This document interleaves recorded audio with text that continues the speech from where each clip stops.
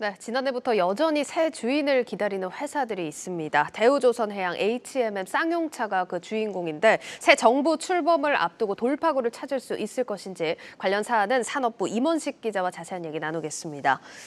예, 임 기자, 이게 저희도 꽤 긴 시간 관련 사안에 대해서 전해드리고 있는 것 같은데 새 주인 찾기가 쉽지는 않아 보이네요. 네, 뭐 기업마다 사정은 다 다르겠지만 예. 일단 새 곳이 워낙 덩치가 크다 보니까 그쵸. 이 매각이 쉽지 않은 회사들입니다. 아무래도 제일 큰 부담이 인수 비용이 될 테고요. 또 경기에 직접적인 영향을 받는 곳들이거든요. 네. 승자의 저주라는 꼬리표가 붙은 곳도 있으니 선뜻 M&A 나서기가 쉽지 않을 겁니다. 예. 또 가까스로 주인을 구했다고 해도 예상치 못한 내부 혹은 또 외부의 반대에 부딪히기도 했고요. 새 주인을 찾는 이들 기업들의 현재 상황을 신선미 기자가 정리했습니다. 우리 조선의 이른바 빅3는 현대중공업과 대우조선해양, 삼성중공업입니다. 이들 조선사의 출혈 경쟁이 심하고 주력 분야도 겹쳐 구조조정이 필요하다는 지적이 제기돼 왔는데요. 정부는 산업은행이 최대 주주인 대우조선해양을 현대중공업과 합병시켜 우리 조선의 체질을 개선하려 했습니다. 하지만 이런 노력이 유럽연합 경쟁당국의 반대로 무산됐습니다. 액화 석유가스 점유율이 두 회사를 합병하면 60%에 달해서 아무래도 유럽 해운사들의 피해를 볼 수 있다, 이렇게 우려했기 때문인데요. 보시다시피 60% 점유율에 달합니다. 그렇다 보니까 유럽연합의 이 같은 결정에 우리 정부는 두 회사의 합병을 포기하기로 하고 대우조선의 새 주인을 찾기로 한 상태입니다. 다음으로 HMM 보실까요? 지금은 100조로 거듭났지만 HMM은 2011년부터 2019년까지 9년간 적자를 낸 미운오리 새끼였습니다. 2016년 산업은행의 자회사로 편입돼 구조조정을 거쳤는데요. 지난해에는 7조 원이 넘는 사상 최대 영업이익을 기록했습니다. 그러면서 지난 9년간 누적 영업 적자 3조 8천억 원을 한 번에 털어냈습니다. HMM 실적이 탄력을 받은 만큼 새 정부 출범 이후 매각 작업도 속도를 낼 것이란 전망이 나오는데요. 한편으로는 최근 기업 가치가 크게 오른 점이 대래 인수의 걸림돌이 될 수도 있다는 지적입니다. 실제로 HMM 종가 기준으로 보면 시총이 16조를 넘어섰습니다. 다음으로는 기업 회생 절차를 밟고 있는 쌍용차 보시죠. 에디슨 모터스가 쌍용차 인수 우선 협상 대상자에 선정돼 올해 1월 본 계약을 체결했는데요. 마지막 고비인 쌍용차 채권단 동의를 얻지 못하면서 인수 무산 가능성까지 거론되는 상황입니다. 갈등의 핵심은 쌍용차가 진 빚의 변제율입니다. 쌍용차는 산업은행 등 금융권 채무인 회생담보권 2,320억 원, 미납세금 등 조세채권 558억 원, 그리고 협력업체 미지급 등 회생채권 5,470억 원의 빚을 지고 있습니다. 이 빚을 모두 다 합하면 총 8천억 원이 넘습니다.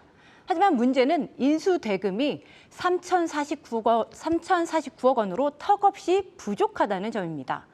회생담보권 그리고 조세채권을 먼저 전액 변제하고 나면 남는 금액은 100억 원이 채 안 됩니다. 따라서 5,470억 원에 달하는 회생채권의 변제율은 1.75%에 머무르게 되죠. 이 같은 낮은 변제율에 채권단은 에디슨 모터스의 우선 협상 대상자 자격을 박탈하고 인수자를 다시 찾겠다는 상황이어서 쌍용차 매각의 난항이 예상됩니다. 지금까지 대우조선해양과 HMM 등 3사의 매각 추진 상황에 대해 정리해드렸습니다.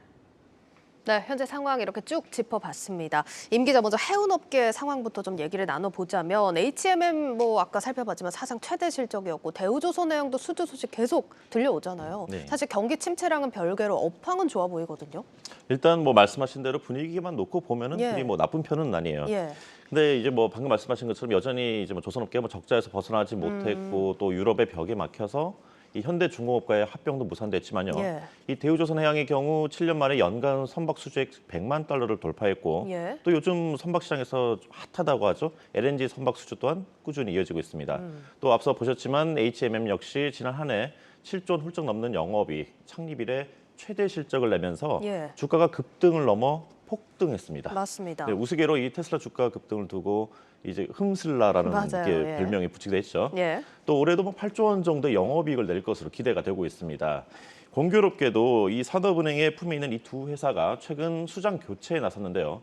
이 대우조선해양은 조선 소장으로 있던 박두선 부사장을, 또 HMM은 김경배 전 현대글로비스 사장을 각각 새 CEO로 맞이했습니다.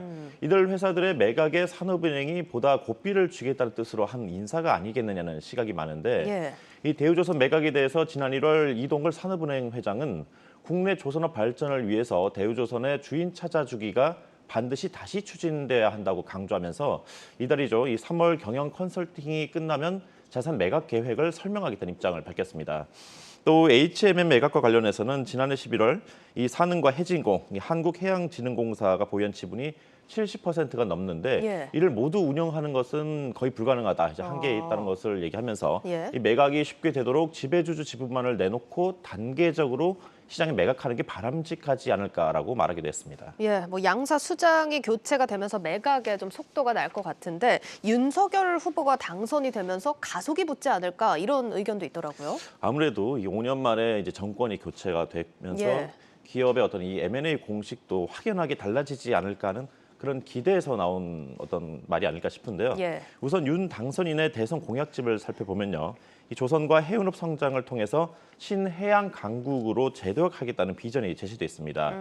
해운업이 우리 경제와 안보에 중추적인 역할을 할 수 있도록 이 항만 지역의 해양 산업 클러스터를 조성한다든지 또 요즘 화두인 환경 규제 강화에 맞춰서 이 친환경 선박 중심으로 조선업의 체질을 바꾸는 데 앞장서겠다는 내용들이 들어 있습니다.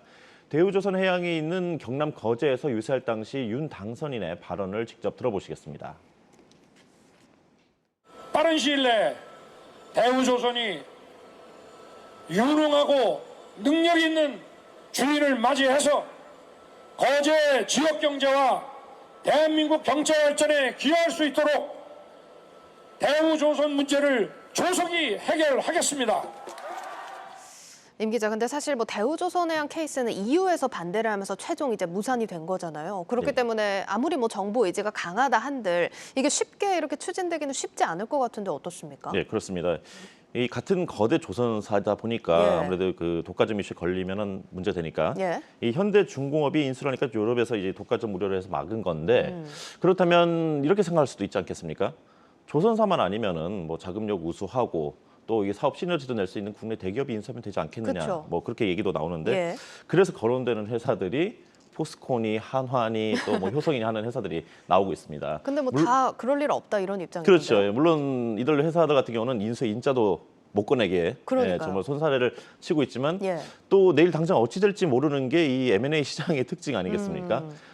또 여기서 하나 짚어볼 것은 뭐 방금 영상에서 보셨지만요. 이 윤 당선인이 후보 시절 내내 강조해온 게 있어요.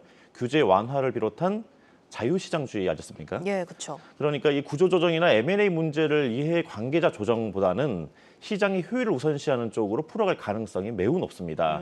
즉 기존의 설비 투자 이행이나 고용 승계 같은 인수 기업 입장에서 보면은 이 망설여지고 또 부담스러워하는 부분에 대해서 메스를 댈 가능성이 있다는 얘기입니다. 알겠습니다. 자, 그러면 HMM 사례로 한번 넘어가 보죠. 인수 후보로는 그럼 어디가 거론되고 있습니까? 뭐 여기도 역시 뭐 자금력 되고 또 이제 물류 분야에서 시너지를 낼 수 있는 이 국내 대기업들이 이제 많이 거론되고 있는데요.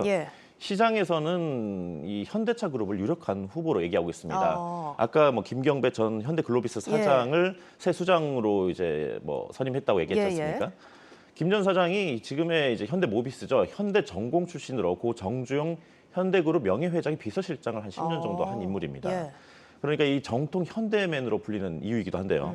즉 산업은행이 현대맨으로서 해운업도 잘 안다고 알려진 김 전 사장을 HMM의 수장 자리에 앉힌 건 결국은 산업은행이 HMM을 현대차 그룹에 팔겠다는 뜻 아니겠냐는 시각이 팽배합니다. 이 자동차 운반을 주력하러 하고 있는 현대글로비스를 통해서 이 HMM을 사들일 가능성이 있다는 얘기죠. 알겠습니다. 자, 그러면 쌍용차 얘기로 좀 넘어가 보겠습니다. 뭐 앞서 심선미 기자 브리핑에서 보면은 인수 무산 가능성까지 거론이 된다 이렇게 좀 얘기를 들어봤는데 전반적으로 어떤 상황입니까? 뭐 한마디로 이 정리를 하자면요, 이 쌍용차를 인수하겠다는 이 전기버스 제조회사죠, 에디슨 모터스가 좀 못 믿었다. 해서 이 채권단이 인수에 선뜻 손을 들어주지 못하고 있다고 합니다. 에디슨 측이 이 쌍용차를 뭐 3천억을 인수를 한다고 본계약을 맺었지만 그런데 이 인수 자금의 일부를 쌍용차 보유한 이 부지 등을 팔아서 충당하겠다. 이른바 예. 이 차입 매수 방식으로 인수하겠다고 밝히면서 채권단이 굉장히 불편하게 보고 있고요. 또 이 구조조정 강도를 비롯해가지고 전기차 생산 체제 또한 이 체제로 전환하는 것 또한 쌍용차 경영 정상화 방안에 대해서도 의문을 제기하고 있습니다. 여기에 쌍용차의 회생 채권이 아까 말씀을 좀 드렸지만 이 5,470억 원 정도 되는데 예.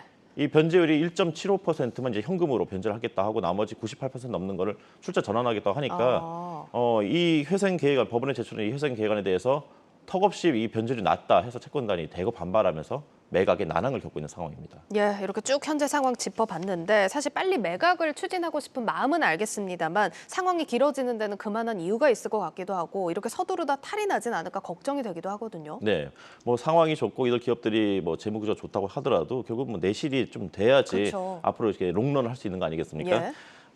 이 기업들에 대해서 일각에서는 아직 이르다, 좀 더 내실을 다지는 게 중요하다는 목소리가 나오고 있는데 관련해서 신재근 기자가 보도합니다. 대우조선해양과 HMM, 쌍용자동차의 공통된 목표는 하나, 회사를 이끌어갈 지배주주, 즉 새 주인을 찾는 일입니다. 이제 공은 차기 정부로 넘어간 상황인데 새 정부의 스탠스는 지금까지와는 다소 차이가 있을 것으로 보입니다. 회생 방안을 찾되 선 회복이 중요하다. 급하다고 해서 지금 큰 기업에 M&A를 시킨다. 이것은 좋은 정책이 아니라는 이야기를 드리고 싶습니다. 전문가들 역시 기업을 정상화시키기 위한 방안으로 매각보다는 재무구조 개선이 낫다고 보고 있습니다. 재무구조를 지금보다 더 개선해야 제값을 받을 수 있고 헐값 매각 비판에서도 자유로울 수 있다는 겁니다. 지난해 대우조선해양은 2조 원, 쌍용차는 3천억 원에 가까운 영업적자를 기록했습니다.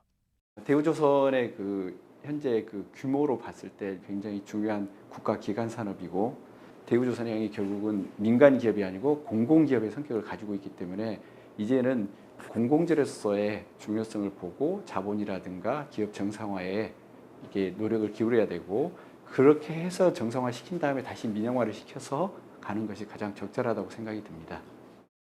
조선 해운 업황이 긴 침체기를 지나 활황기로 접어들고 있다는 점도 이런 주장을 뒷받침합니다. 최소한 내년까지는 하는 것을 좀 안 했으면 좋겠다는 생각이 들어요. 원래 2022년부터 시작해서 2023년, 4년 가면 본격적인 재궤도에 오를 거예요. 그러니까 그때 가면 지금보다 산업은행 쪽이나 더 제값을 받고 회사를 이제 매각할 수 있을 거고. 대우조선해양은 내년 영업이익 흑자 달성을 눈앞에 두고 있고 HMM은 올해 사상 최대 실적을 또 한 번 갈아치울 것으로 보입니다. 해외 경쟁 당국에 대해선 정부의 적극적인 역할을 주문하는 목소리도 나옵니다. M&A 같은 경우에는 우리나라가 문제가 아니라 해외 경쟁 당국에 의해서 스톱이 되는 경우가 굉장히 많이 발생을 하고 있습니다. 공식적으로 방문하고 외교부라든지 다른 부처와 협력을 통해서 같이 합동으로 방문을 하고 공식적인 회의도 하고 조금 더 적극적으로 이러한 활동을 하고 있다는 것을 외부에 좀 보여줄 필요가 있습니다.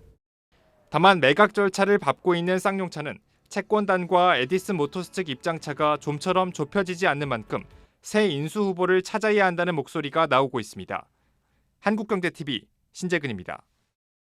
네, 오늘 분석 여기까지 듣도록 하겠습니다. 산업부 임원식 기자와 함께했습니다.